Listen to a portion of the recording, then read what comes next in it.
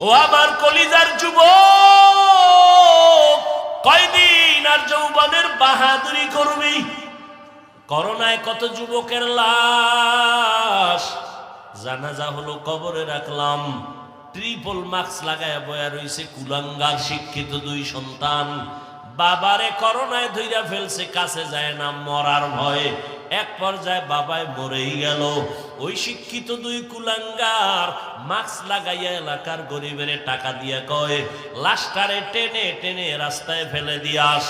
রাস্তায় ফেলে দেওয়ার পরে ওই কুলাঙ্গার দুই সন্তান দরওয়াজা জানালা লক করে দিল। এক নজর দেখলো না বাবার লাশ কুকুরে খাইলো নাকি জানাজা হলো। এই যুবকেরা, ইতিহাস ভুলবি না। ওই সময় দেখছনি এই দেশের টুপিওয়ালা ওলামায়ে কেরাম শত শত করোনার লাশ কাঁধে নিলেন, গোসল করালেন, কাফন পরালেন, জানাজা পরাইয়া কবরের মধ্যে রাখলেন। একজন হুজুরেও করোনায় মরে না।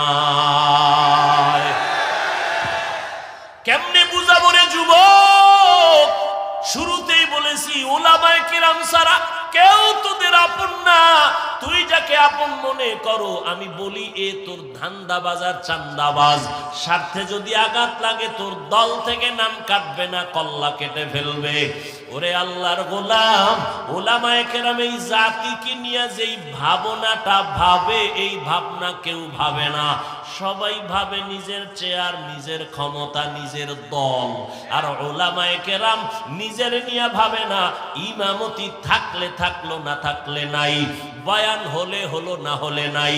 কিন্তু জাতিরে জুলুমের শিকার হতে দেওয়া যাবে না। এই জন্য মাজায় গামছা বাইদা রাস্তায় নেমেছেন। নামার পরে সফলতা আনার পরেও কোনো হুজুর কয় নাই আমার উপদেশটা বানাও। তবে সব আলেম ওলামারা হুঙ্কার দিয়েছে, আবার জুলুম যদি হয় আবার এই জমিনে আন্দোলন হবে।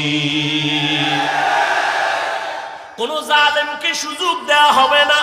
জুলুমের বিরুদ্ধে আন্দোলন। মুসলমানের আন্দোলন একবার হয় না, বারবার। মুসলমান জীবন একবার দেয় না, বারবার। উম্মতের জন্য আলেমরা ভাবে। এই যুবক, বহু বুদ্ধি লয়ে ঘুরো, একটু জবাব দাও বাবারা। একটা সরকারি চাকরি করে এক ব্যক্তি বা বেসরকারি চাকরি করে, ডিউটি কয় ঘন্টা? আর তাড়াতাড়ি বলো। 8 ঘন্টা। বেতন, নিম্নে বেতন কত?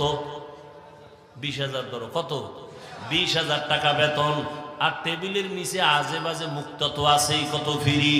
আর বলো বাবা, একজন আলেম মসজিদে ইমামতি করে, তার ডিউটি কয় ঘন্টা?